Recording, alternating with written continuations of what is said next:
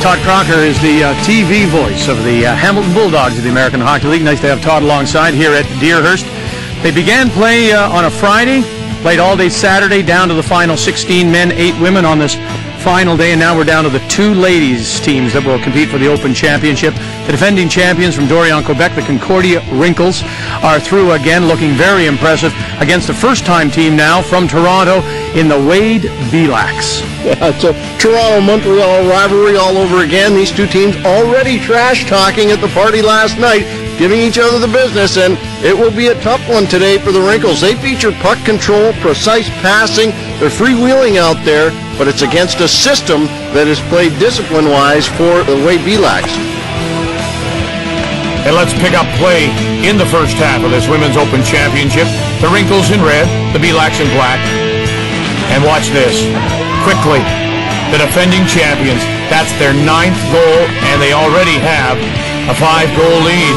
The Belaks, hard to believe they scored the opening goal, but since then, it's been an uphill battle.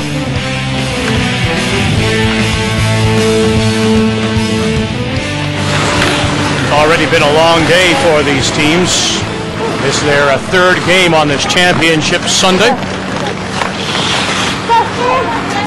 The net's 6 feet wide, only 10 inches high, so although it may sound like a lot of space when you're 30 feet away from it, it isn't. Oh boy, good sneak check and a nice play by the Belaks and Carly Napier. You look for Napier, a familiar name. Her dad is the former NHLer Mark Napier.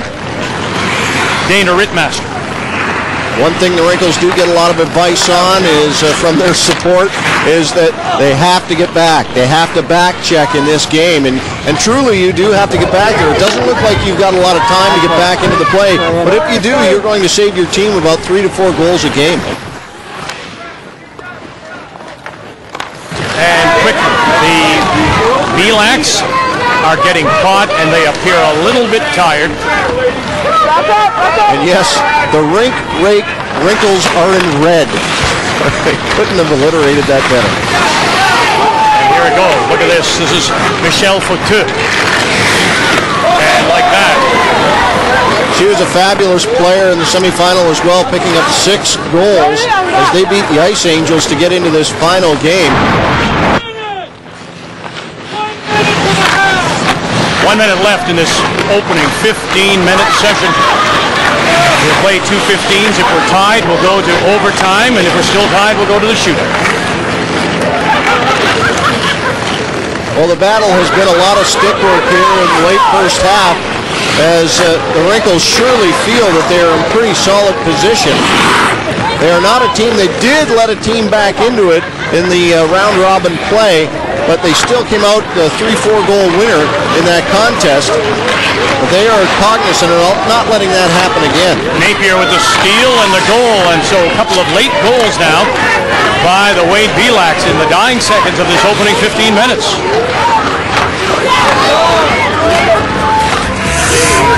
The first 15 minutes has come to an end.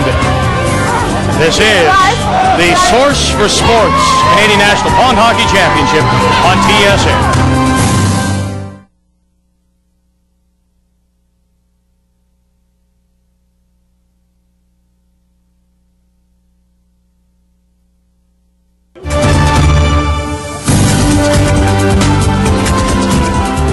I'll tell you, there are teams from down the road here in Huntsville. We've got teams from across this country, 8 provinces, 14 states. We've got some players from Japan. We've got some players from Australia, New Zealand, Scotland. It's amazing how it has taken off. And again, coming back to the point about what this game represents, it's getting people together in a unique situation. Last year we had a gentleman coming in, a Canadian, that has been living in Botswana for a number of years, I think about 12 years. He found out about this, got a hold of his college buddies. They brought the team back together for the first time while they came here and played. They couldn't join us this year because of some other problems. But what kind of guy does it, I mean, how are they thinking to be able to do and want to do something like that? It's special. It's hockey in Canada. I'm here with Chrissy Rutherford, the captain of the Wade Belaks. Chrissy, you work for the Oakville Beaver. You're a newspaper. What's the story been so far? It hasn't been a good one, but it's going to turn around in the second half. We came out pretty well. We were up, I think, in the beginning, and then we've just been flat. We're not talking, and they're sneaking someone by us. So we're going to catch that person this half. We're going to dominate. It's comeback time. Good luck. Thank you. Welcome back to Muskoka and the Deerhurst Resort as we're ready to start the second 15-minute half. This is the championship game, the Women's Open Championship. It is the Rink Rake Wrinkles from Quebec in black with a 11-6 lead over the Wade Belaks of Toronto in red. A couple of late goals. Todd Cocker got the Belaks back into it. At one point, they did have a 3-1 lead to Belaks, but the Wrinkles started to pull away. It started out with a 3-1 lead, as you said, Vic, and then the Wrinkles just employed what they always employ, and that is speed and crisp passing. They got that done to put them up 11-6 at the half, though, with those late 2 goals. It really helped out for the Wade Belaks. They feel they can employ a method of keeping somebody deep to come back in this contest. I'm sorry, I may have misidentified. The Belaks are in black and the Wrinkles are in red. The Wrinkles are the defending champions. 15 minutes to be played in this second half. Cut off nicely by the Belaks and Peggy Donahue. They tried a lot of long shots. That time they worked it in, and now it's 11-7.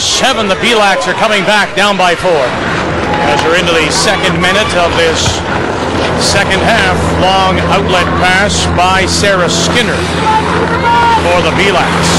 You don't often go long stretches in pond hockey where there are no goals. Boy, a little bit of a body there. No call from the official. This is Napier going wide on Rittmaster, and the goal, and they're within now. It is 11-8. Here's Napier, goes to the right, and some good back checking as Michelle Fautou, where's the number 22 for the Wrinkles, came back to help out. Loose puck, doesn't get through. Rutherford's backhand off a skate. Well, one thing that strikes you when you watch the Wrinkles on defense is the fact that they seem to get in front of the puck, and that doesn't happen a lot in a lot of the other games that you see. Those long shots somehow do find their way either all the way down the ice and into a snowbank or into the net. And the Wrinkles somehow do a pretty good job of getting in front of that puck and recognizing where the player is going to shoot it. Long shot, and finds the goal as it came down, and that was Sarah Skinner as the Belaks have come back to within 2 against the defending champions. That is Michelle Fautou. Where's the 22? Goes cross ice looking for Ritzman. Her long shot doesn't get through. This is Napier. As the Wrinkles have started to forecheck now. And now they may be caught, as this is now a 2-on-2 break. Nice play.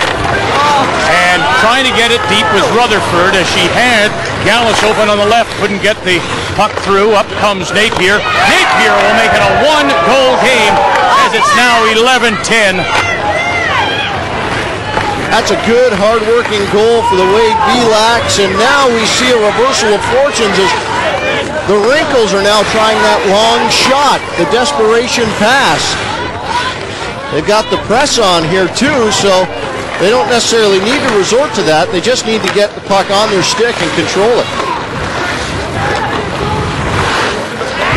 Andrea Lynch with a nice spin-around pass. Now deep, and they got one. Yes, they do, finally. The Wrinkles have their first goal. 12-10. The Wrinkles on the attack.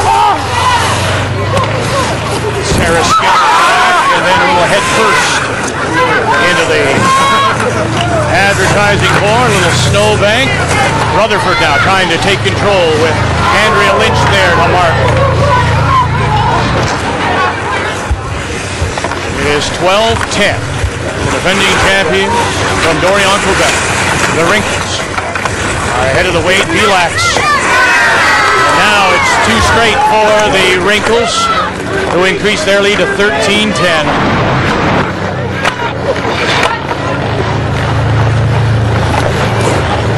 This game lends itself to being a creative player. score, and it is 3 quick goals for the Wrinkles. Gallus and Donahue couldn't connect for the Belaks. Skinner at center ice runs into the double check, and just like that, on a goal by Michelle Fautou, it is now 15-10. Well, Michelle Fautou is a fabulous pond player. She definitely plays a physical game, but she also is pretty soft with the puck. She scored 5 goals in the semifinal. Big break now for the Wrinkles. Nice goal by Kathleen O'Reilly. Makes it 16-10. The defending champions showing their heart coming back here after the game got within 2. Both these teams highly competitive. Very nice night for 2. Michelle Fautou. She has got some fabulous strength in those legs to push around and get the shot away. The Wrinkles looking for a second straight national championship. Rutherford has a chance, can't get it through. Talk about the goaltending penalty, which is considered a major infraction and results in a goal being awarded. One thing that the organizers are thinking as they refine the rules is maybe putting in a crease in front of each goal and saying that you can't be within that crease at any time if you are the defending team. Well, I don't know if I necessarily like that, because that seems to indicate more and more of the rules, it's creeping into the game. And the great thing about pond hockey is there is almost that agreement amongst the players, that gentleman's agreement, if you want to call it that. Now looking for a goal.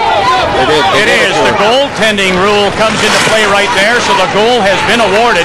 And it is 17-12, and you saw the Wrinkles player stand with her skates and catch the puck in front of the goal. So that's the goaltending rule, automatic goal,